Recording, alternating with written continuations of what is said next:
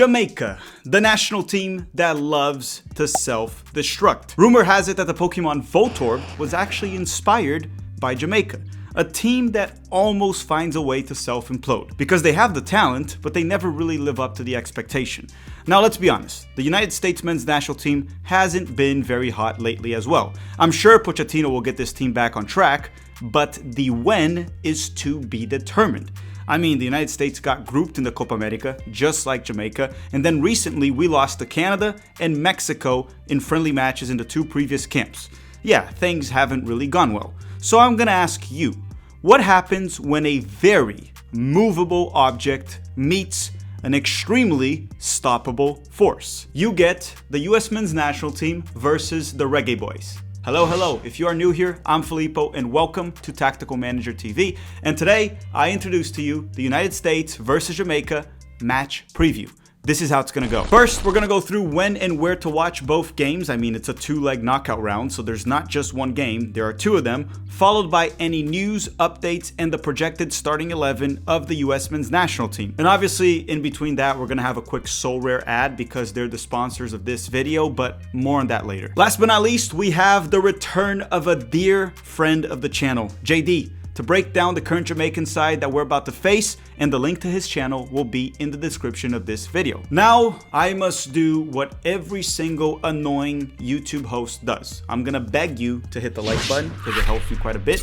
and drop some mean comments in the comment section down below because I dare you to do so. All right, let's begin.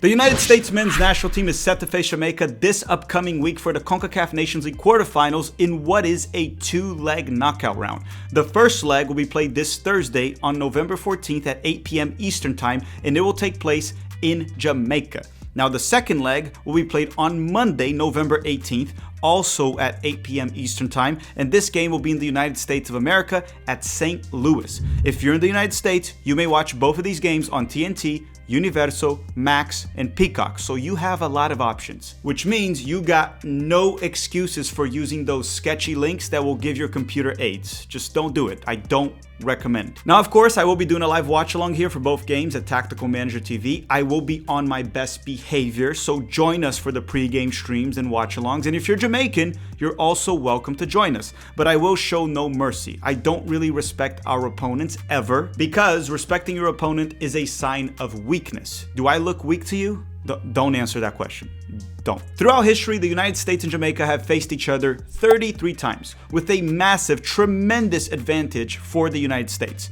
The US men's national team won 20 games, and 10 of them ended in a draw. Jamaica only won 3 times. That's it. Less than 10% of the games. So what I'm trying to say here is Jamaica usually sucks against the United States. They love losing to the US men's national team. The last time Jamaica defeated the US men's national team was back in 2019 in a friendly where Greg Berhalter actually started Jackson Yule and Will Trapp as the two midfielders, and the front three was like Roldan, Sargent, and Mihailovic, or I think maybe Areola was there instead of Roldan. Okay. Let's stop it right there. I shouldn't be talking about that starting 11. I apologize. I should not be bringing past trauma into the viewers and completely forget what I just talked about, that starting 11 with Jackson Yule, Will Trapp, Areola, Roldan. Just completely forget about it. We have been through enough. However, in March of this year, 2024, Jamaica did also almost defeat the US men's national team under Greg Berhalter during the Nations League Semifinals.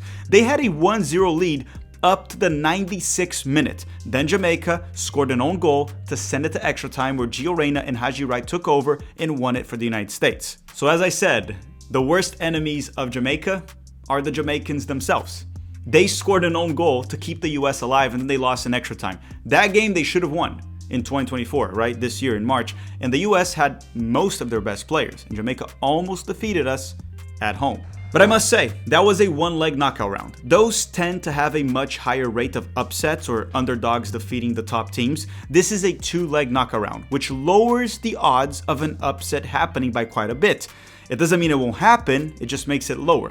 The pressure's on the United States. The United States has to advance. If they do not advance, Pochettino will have to start to feel the pressure. I want to give him a long leash, I want to be patient, but not advancing is not an option. We have to go through. Regardless of the circumstances, there are no excuses. With that said, why don't we talk about the US men's national team, the current news, the current updates on the roster, and the projected starting 11. And the United States men's national team arrives in this camp with most of our players available. We do have some notable names missing, like Tyler Adams, Floating Balogun, Gio Reyna, and I guess Serginho Dest that tore his ACL earlier this year. But outside of that, we have most of our best players, which is why I said there are no excuses for us not advancing against Jamaica in a two-leg knockout round.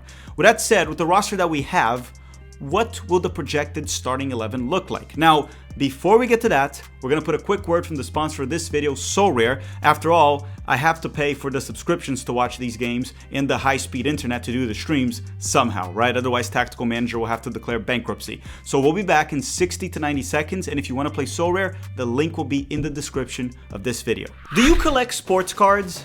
Do you play fantasy sports? Yes, no, maybe? If you said yes to any of that, I got something for you. And if you said no, you might still want to stick around.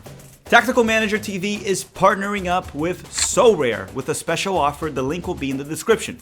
In SoRare, you can collect your own virtual cards of your favorite players. And then you may be asking, why would I want to collect virtual cards? Well, you can line them up on 5-a-side games every single week. And if your players perform in real life, you can win actual money, signed jerseys, game tickets, or even more cards to improve your own club. And you can also get unique experiences like a friend of the channel, Fiago, that got to meet Zinedine Zidane. You know what's also cool? They also have the NBA and Major League Baseball. I'm mainly gonna just stick to soccer, but you do you. What I really like about SoRare, before we even partnered with them, is that they're unlike other fantasy games where you have to pay per play. In SoRare, you pay to get the players you want permanently as cards, and then you can play multiple times using those same cards, at least until the player retires, win rewards if your players perform in real life. You can also buy undervalued player cards for cheap, then hold, use them in the future when they improve or develop, and then you can even sell that card when its value goes up for better ones.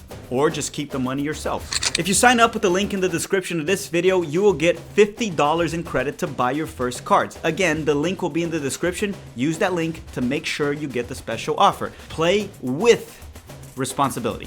All right, enjoy. All right, welcome back. Don't forget to drop a like if you haven't already. Now we're gonna go through the projected starting 11 for the US men's national team. And understand that we have two games. I'm gonna do one projected starting 11 for both games, but keep in mind, Tim Weah, which in my opinion is a locked-in starter, will be suspended for the first game in Jamaica. I'm still gonna kind of put him in the starting 11 here because I'm talking about both games, but I'll mention who I expect to replace him against Jamaica in Jamaica. For starters, I fully expect Mauricio Pochettino to go with a standard 4-2-3-1 formation. And then in possession, it might look like a 3-2-4-1 as we saw that against Panama and Mexico. But again, I'm just going to go with the standard formation, not the phases of play. And the standard formation is a 4-2-3-1. The goalkeeper will be Matt Turner because who else? The right back will be Joe Scally, and Yunus Musa is supposed to be his backup according to Mauricio Pochettino. The left back will be Anthony Robinson, and the backup, according also to Pochettino, it's what he hinted on, it will be Tim Ream, the backup left back. Now the two center backs, I expect them to be Mark McKenzie and Tim Ream. Ideally, it will be Mark McKenzie and Chris Richards, but Chris Richards just came back from injury and hasn't played a single minute in over a month. So I'm expecting McKenzie and Tim Ream to start. The double pivot midfield, I expect it to be Johnny Cardoso and Weston McKennie. I don't think we're going to see Yunus Musa there. We might see Musa on the wing or as a right back. So Johnny and McKennie will probably be the double pivot, and Busio, Tessman, and Aiden Morris are the other options. The central attacking midfielder will likely be Brendan Aronson. And I know you might be saying, is he really not going to give Malik Tillman a shot? Probably not. He seems to really like Brendan Aronson. He likes these pressers, these runners and hustle merchants, and Brendan Aronson will probably start at the 10, even though I'd probably prefer Brendan out wide on the wing. So Aronson will likely be the central attacking midfielder. I would kind of want to see Johnny and Musa in the double pivot with McKennie as a shadow striker 10. McKennie can combine in tight spaces. He gives you goals. He's dangerous. If you put him at the shadow striker role, it works. We've seen it him high up the field.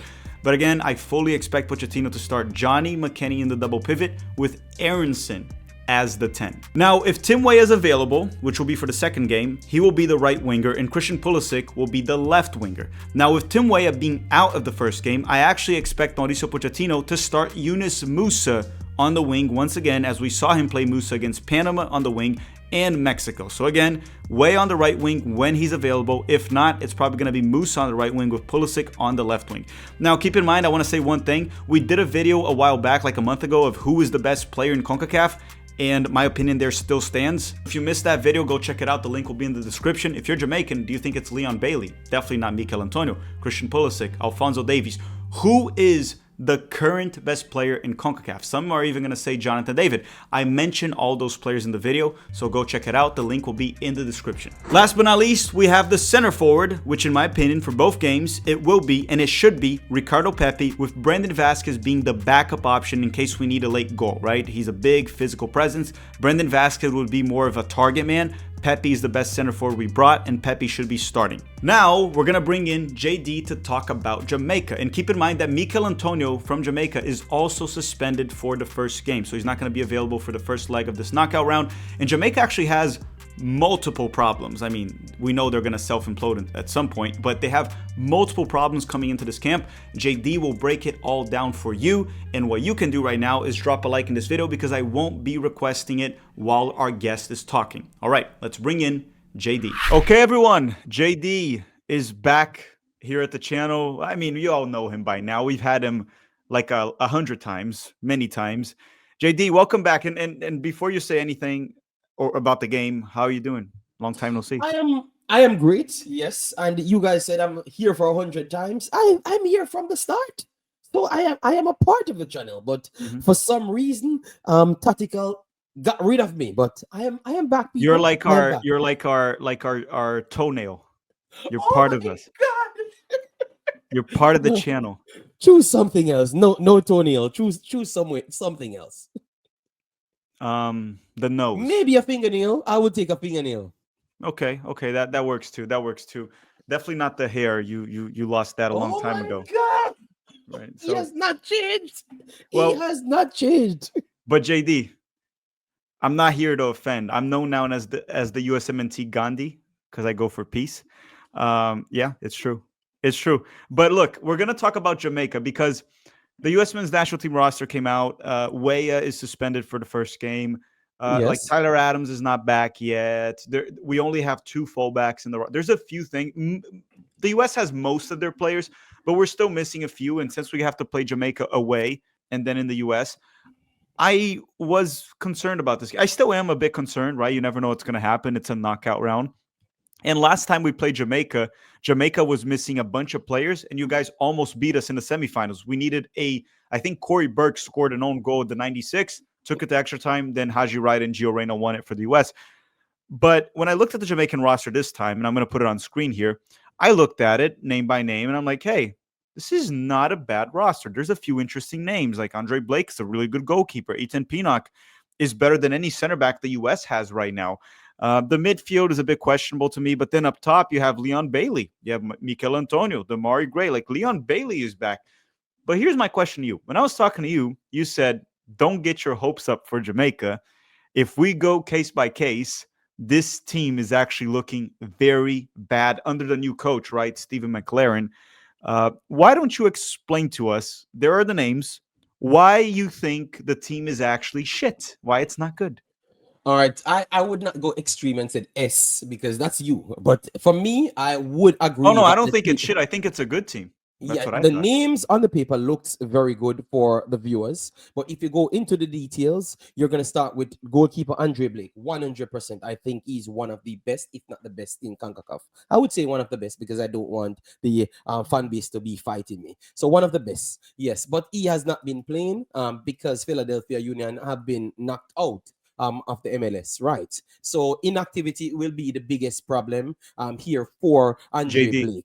for context, for what JD just said, Andre Blake's last game was October 19th, which means he's gonna go into this game almost 1 month not playing a single game. So and we must rely on him because the next one that we have is Jamal Wade, which is a USL player, and Shaquan Davis, which is a JPL player. So he's playing in Jamaica. So the depth in the goalkeeping pool is not high at all. It's just Andre Blake, and then someone else has to fill in for him. When you move on to the defenders now, the defenders, you have Tavan Gray. Last time he played for New York, he got a red card, but he's a solid fullback for me. So I like him. I like what he offers. Dexter Lembeke is a switched on loan from Wolves. He has not been getting enough game time, so inactivity there as well. Damian Lowe just switched to Saudi. He has gotten 2 back-to-back red cards, and then the last 3 games, he's looking a little bit better. Mason Oldgate never really played for the entire season. He's one of our new addition, and he had 2 back-to-back games, so that's good. The last game he played, he was the best player in the game, according to statistical details. All right, so that's looking a little bit better, but it's still inactivity there. Ethan Pinnock will not be there because he picked up a knock in the last game Brentford played. So that's a big one. So one of our main informed defender is not going to be there. Richard King. He's maybe even one of your best players in general. No, I think he is our best player. Yeah. Like the most consistent player, making the EPL best defenders list for 2 years running. So I have to give him, he is the best player. But obviously nowadays people only favor attacking players. So they don't really look at back scores for defenders. But yeah, that's what I do too. I think attacking players are what makes this game beautiful. So yeah, I do that. So, oh my God, I can't believe this. All right. Well, So JD, look, not to change that subject, but the game's about scoring goals, and I appreciate the defenders. They're very much needed. You can't win a game. Goals. They're stopping goals. So they're the villains. So you shouldn't be praising them. They're the villains. All right, so let me continue. Richard King, another JPL player from Cavaliers, added to the squad. Yeah. So the coach says that he's looking for the new Messiah out of Jamaica. So I guess you have a lot of them on the list. So you have to find them. Yes, that's the perfect way to put it. I am not going down that road again. All right, Deshaun Bernard, I would say Deshaun Bernard is one of the best informed player. He's in Sheffield. No, he's from Manchester United. So he's having a good season this year. Amari Bell is just coming from a double stage hamstring problem from both legs. It's not looking the best, but yeah, inactivity again right there. Greg Lay does not really get much game time for Oxford, but from the last 2 games he looks better, and he was the one that scored on Jamaica and USA the last time. So that early goal was him. Yes, so that can be motivating for him, even though he has not been getting much game time in the championship, but good luck to him. Then in midfield now, Joel Latibodier is a natural center back, but for Jamaica we don't have midfielders so much, so he has to be playing in midfield. He has not been the best in midfield, and we will have to rely on Isaac Aiden that just came in. He's a new addition from Newcastle, which you guys know, but he has not played football from last season. So inactivity again, even though he has quality, Newcastle team is very good, so they don't pick him. So he has not played football for the longest time. So we need to rely on him. Karai Anderson have not made the Charlton squad, so I don't know what to say, but he's in this one. Casey Palmer, he's good. I think he can offer something. And Tyreek McGee is the Jamaican new hope from the USL. All right. Yes. So I don't know what much he's going to offer. But that's what they said. They said they saw things in him that nobody else that are professional players, are professional JD, coaches. I'm just gonna say it with you. This midfield is ass. Like, it's not good.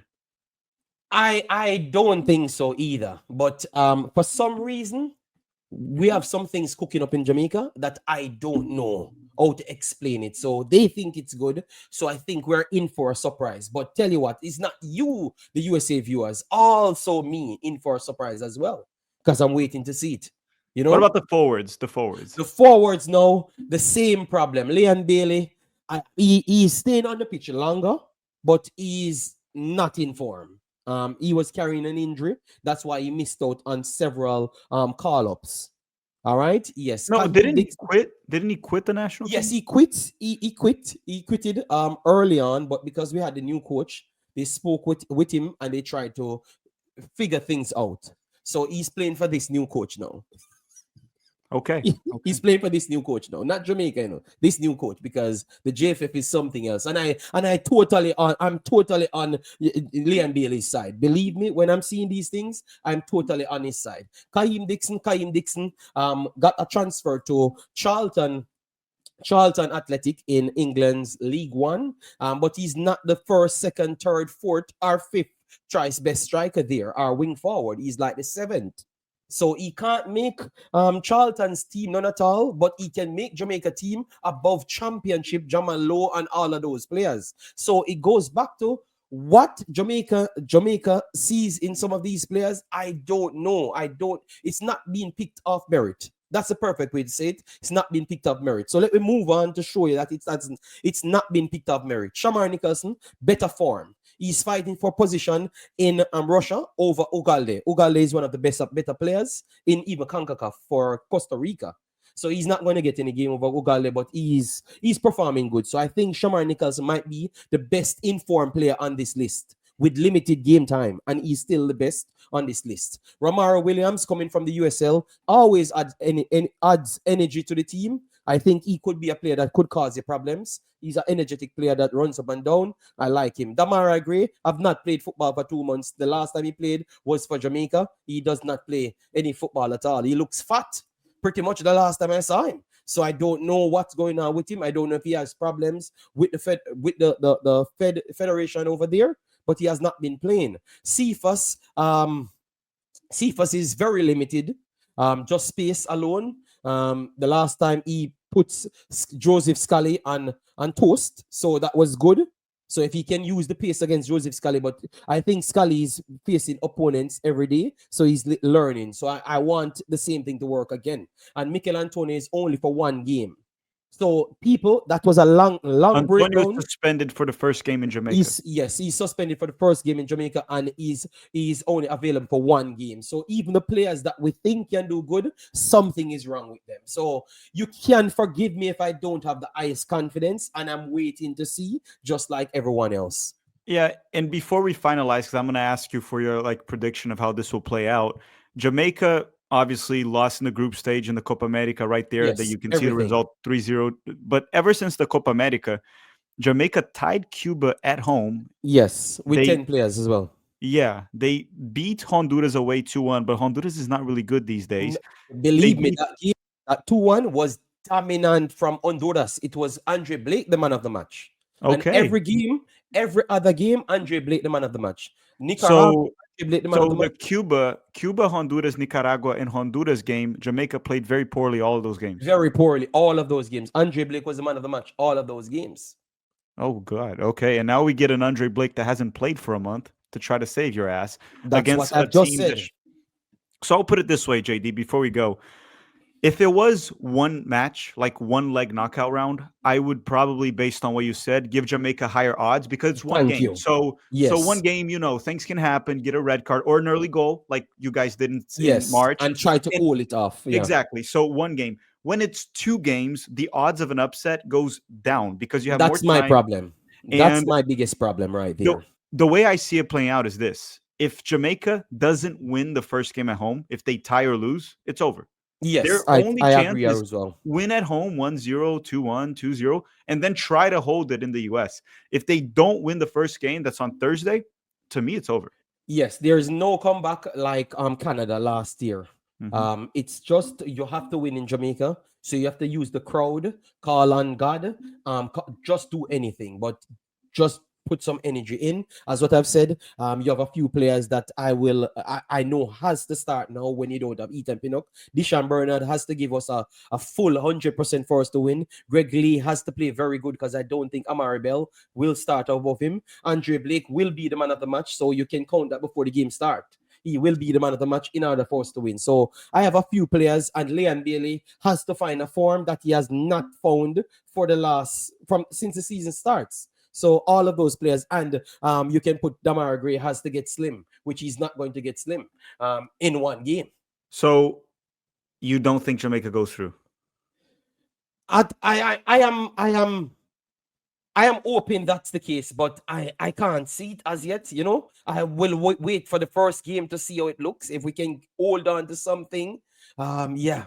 But I can't see them going through. I'm very sorry. The last time I came here, a little bit more confident in saying that yes, we can steal it. I don't think so. I think even the one in Jamaica is going to be a struggle for us to get something from it. Okay, just to make it clear, the US hasn't been great lately either, just to make that clear. Yes. But the US at least seems to be trying to work its way back on track. Like a lot of players are back. Pulisic's back with the team. McKenny's back. But we'll see. We'll see. JD, thank you very much for coming along once again. And just so everyone knows, JD will be here for the post game. We're going to do a post game. JD will be here, and that'll be for the first game. So based on what happens, we'll be able to project who's going to go through or why.